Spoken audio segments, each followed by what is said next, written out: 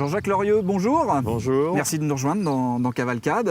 On va parler aujourd'hui des gîtes ruraux et de l'hébergement lié à l'équitation pour tout ce qui est tourisme en Vendée. Alors vous avez un gîte rural, c'est ça? Oui, un gîte rural à la Morandière, gîte de France. C'est à Château-Guibert. À Château-Guibert. On accueille toute l'année. Surtout l'été pour les vacanciers et hors saison, pour tout ce qui est cavalier, tout ce qui veut faire de la balade dans les chemins. Il y a les barrages de Château-Guibert qui est juste à côté. Et bon, on n'est pas très loin de Mareuil aussi pour ceux qui veulent faire des balades dans les vignes. C'est ouvert toute l'année. Vous êtes un petit peu spécialisé pour accueillir les cavaliers qui désirent venir en vacances, tout du moins les cavaliers, les gens qui ont des chevaux. Dites-nous pourquoi vous avez eu cette idée-là. Est-ce que ça répond à une réelle demande au jour d'aujourd'hui? Il y a une réelle demande et avec Gîtes de France qui commence à développer la thématique cheval.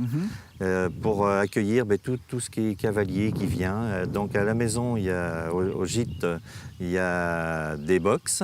Oui, c'est ce que j'allais vous demander, il faut un minimum d'installation quand même. Oui, il y a des box, il y a une carrière éventuellement qui est sur herbe, mais et il y a les cavaliers peuvent voir leurs chevaux en continu. Il y a 4 hectares de prés clôturés, et 2 box.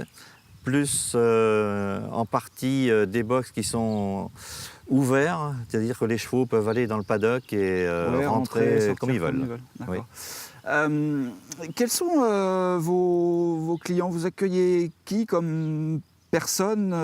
Est-ce que ce sont plutôt des gens qui font du sport avec leurs chevaux ou plutôt des gens qui font de la randonnée ou qui profitent de venir en Vendée, s'arrêtent chez vous? Quelles sont les personnes qui viennent dans vos gîtes? On a accueilli l'an dernier tout un groupe qui faisait de la randonnée, qui était parti par les chemins, par le GR, qui passe pas très loin de la maison d'ailleurs. Le GR? Oui. C'est un chemin de grande randonnée. La grande randonnée, d'accord. Oui, voilà. Et puis, et donc ils ont mis leurs chevaux dans les paddocks. Et puis après, ils ont mangé, ils ont fait la soirée qu'ils voulaient faire. Et ils sont repartis le lendemain. Alors du coup, ça vous demande un petit peu de logistique parce que comment ça se passe là? Dans ce cas-là, on va prendre un cas précis et concret. Comment ça se passe? Les gens vous appellent avant, vous disent on va arriver à telle date, etc. Après, vous débrouillez du reste, vous? Il faut réserver quand même longtemps à l'avance parce que le gîte est quand même pas mal demandé. Et c'est vrai qu'en pleine saison, c'est pas facile d'accueillir toujours des cavaliers. Faut mieux faire en début de saison et en fin de saison. Parce que c'est vrai que l'été, il est toujours plein. D'accord. Mais au niveau logistique et tout, vous gérez tout ça quand il faut qu'il reste manger, tout ça, ça fait partie de votre cahier de charges? C'est eux qui le demandent. S'il y a besoin de faire des courses, on peut aller faire les courses s'ils n'ont pas ce qu'il faut. Le gîte rural reste quand même presque à la carte, j'allais dire, non? Du coup, si vous me dites on appelle savoir si pour manger ou autre. Oui. Enfin, il faut généralement les gens quand même amènent tout ce qu'ils ont besoin. S'ils louent pour plusieurs jours, ils arrivent normalement dans le gîte. Il y a tout ce qu'il faut pour faire la cuisine. C'est comme une maison. On leur donne les clés et puis ils se débrouillent. Donc après, le gîte, il est référencé sur Gîtes de France Vendée et les gens réservent. D'accord. Ils voient si c'est disponible ou pas. Et même chose pour la logistique équestre, parce qu'il faut que vous pensiez l'hiver à avoir de la paille, etc., pour pailler les box que vous allez proposer un peu plus en saison, c'est ça? Tout à fait. Et on a un stock de paille, on fait notre foin en petites bottes, c'est facile à utiliser. Tout est...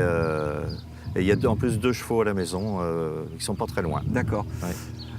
Jean-Jacques, je vais vous proposer de regarder le sujet du jour. On a été tourné au domaine de Brandois. C'est de l'accueil de l'hôtellerie cette fois-ci, l'hôtellerie haut de gamme, le domaine de Brandois à la Motte-à-Chartres. Et son dirigeant nous explique un petit peu quelle est sa vision de l'accueil des touristes.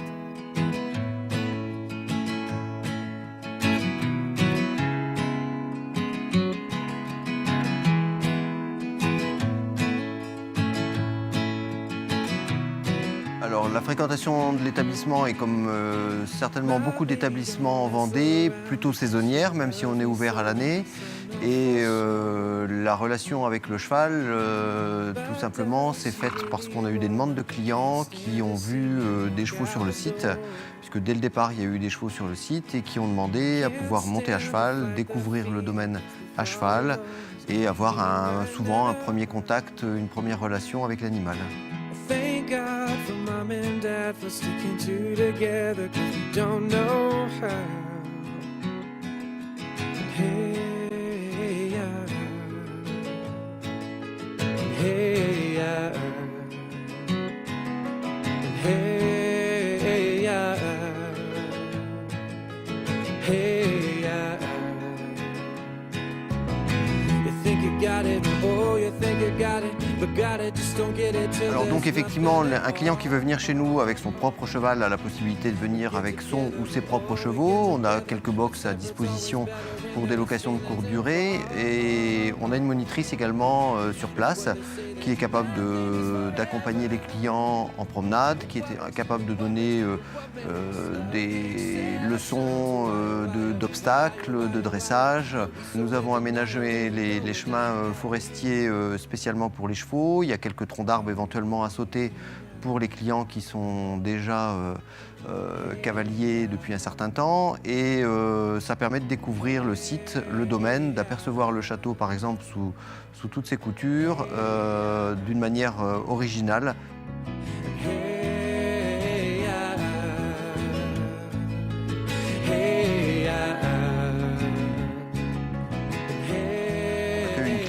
Qui a un peu de moyens, donc qui peut se permettre de monter à cheval, qui parfois est déjà monté à cheval ailleurs, et souvent c'est une redécouverte du cheval. Et puis dans notre cadre de vie au domaine de Brandois, le cheval est un décor naturel qui nous convient parfaitement. Ça donne une originalité à notre établissement hôtelier, puisque à la base c'est quand même d'abord et avant tout un établissement hôtelier. Sur rendez-vous, il est possible de faire presque tout ce que l'on veut avec le cheval ici au domaine de Brandois.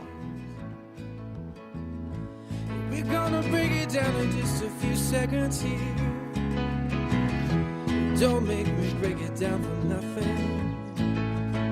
I wanna see you all on the arms, that is the behavior.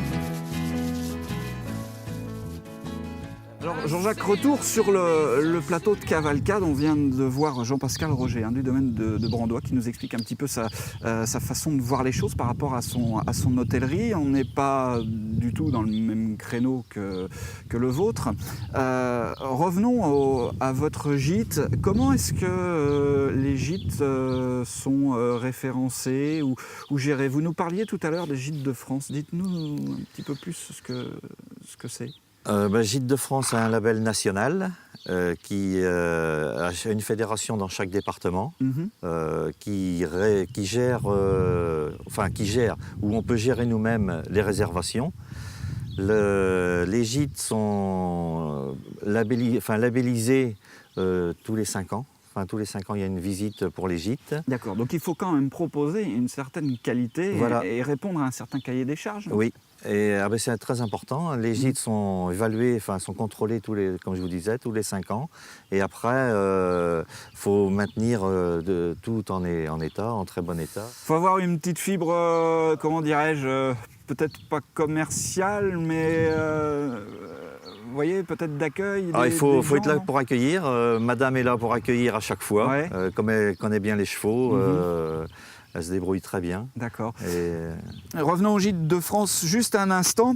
Vous me disiez en préparant l'émission que le Gîte de France est en train de mettre une charte en place pour l'accueil des cavaliers. C'est-à-dire que non seulement il y a un cahier des charges pour la partie logement des personnes, mais il est en train de s'en développer un pour les chevaux, c'est ça? Oui, il y aura des hébergements qui seront plus spécialisés pour l'accueil des cavaliers, référencés au niveau au moins départemental, parce que tous les départements n'ont pas cette optique-là pour l'instant. J'imagine que les départements en région parisienne ou autre, ça ne doit pas être tout à fait pareil.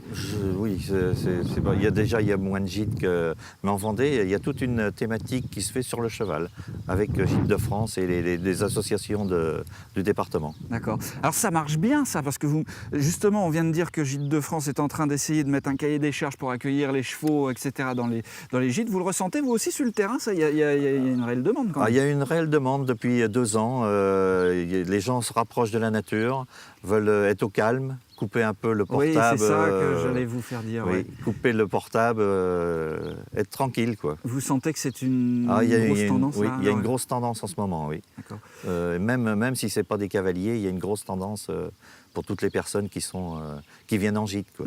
Ils recherchent le calme, la campagne, le calme. C'est ça. On a la chance d'être en Vendée, un département très touristique avec beaucoup de choses à visiter. Vous leur proposez ça aussi aux cavaliers qui viennent chez vous, etc. Vous leur donnez des idées ou ils ont en règle générale une idée très précise de ce qu'ils veulent voir et faire? Oui, souvent ils ont fait leur programme, mais il y a tout un classeur où il y a toutes les fiches pour visiter autour de la région. Il y a pas mal de producteurs, il y a plein de chemins à faire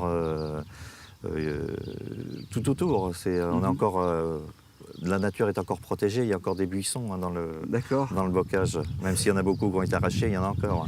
Vous travaillez, on a fait une émission en parlant du comité départemental de tourisme équestre. Est-ce que vous travaillez un petit peu avec eux? Est-ce qu'ils vous aident, les instances départementales de tourisme? Là, ils sont en collaboration. Ils font ça maintenant en collaboration avec Gîtes de France. Ils sont après tout mettre en place pour les circuits, pour les hébergements. C'est que tout le monde travaille ensemble. D'accord. Pour eux aussi, essayer de fédérer et de trouver aussi les bons gîtes, parce que j'imagine qu'il faut quand même bien se placer. Il faut se placer et puis il faut avoir la capacité d'accueil aussi. C'est comme et le gîte, en plus, est handicapé pour toutes les personnes qui veulent venir, Faire l'accueil des enfants. En handisport ou autre. Il n'y a pas de problème. Petite dernière question avant de terminer cette émission. Les réservations, ça se passe longtemps à l'avance ou autre? Vous êtes comment ça se passe? Il faut demander quand même longtemps à l'avance. Ouais. Parce qu'autrement, c'est pas certain. Quand on dit longtemps, c'est d'une année sur l'autre ou... Au moins 6 mois. D'accord. Au moins 6 mois à l'avance. Hors saison. Faut demander quand même longtemps à l'avance. Hors saison. Oui. D'accord. Et en saison, j'imagine que c'est plein toute la semaine? Oui. Toute la semaine? Oui. D'accord. Jusqu'au mois d'octobre, c'est plein. Ok. Oui. Bon, mais écoutez, Jean-Jacques Loriot, je vous remercie beaucoup d'être venu nous parler de votre gîte, de Gîtes de France. Et puis j'espère qu'on aura donné envie à beaucoup de personnes de venir nous rejoindre cet été en Vendée. C'est ce que je vous souhaite. Merci beaucoup. Merci. Au revoir.